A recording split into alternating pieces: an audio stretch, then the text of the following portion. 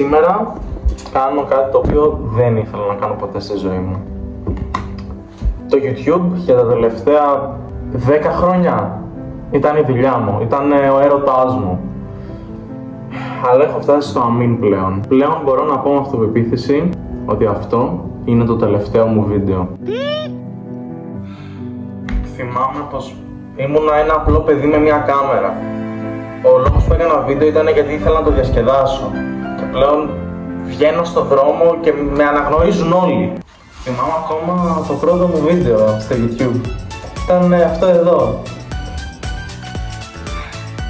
Ήταν ταυτόχρονα το καλύτερο και το χειρότερο μου βίντεο. Πάμε λοιπόν να δούμε τα στατιστικά του βίντεο. Στατιστικά.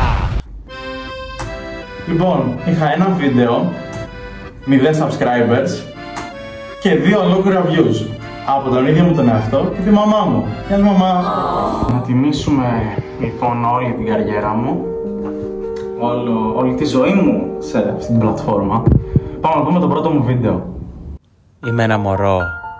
Γκουγκου γκάγκα. Γκουγκου γκάγκα.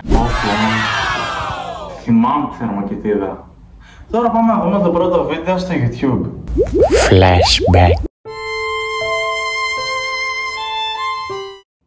Ναι, ήταν αυτό εδώ πέρα, μην είσαι βλάκας.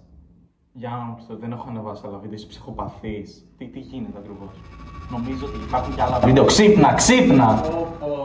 Τι απίστευτα βίντεο και με απίστευτους χαρακτήρες. Όπως τον Αντρέα. Αντρέα, έλα μέσα. Εντάξει, φύγε τώρα όμως. Θυμάμαι ακόμα και το πρώτο μου merch. Μισό λεπτό να το φέρω.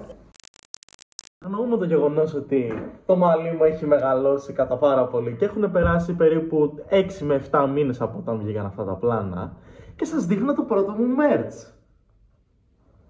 Είναι μια μπλούζα που γράφει merch. Γιατί παρακινήθηκα να κάνω αυτό το βίντεο επειδή αν η Ζήλια είχε όνομα θα ήταν Ζήλια, υπάρχει λέξη για αυτό. Αλλά είμαι πάρα πολύ ζηλιάρης σαν άνθρωπος, αυτό θέλω να πω.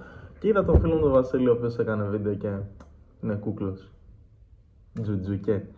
Λοιπόν, θα κάνουμε wrap up.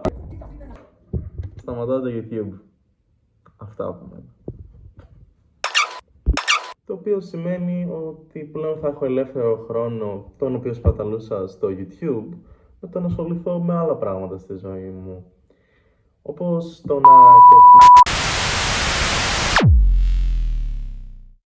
Και φυσικά το να περνάω ποιοτικό χρόνο.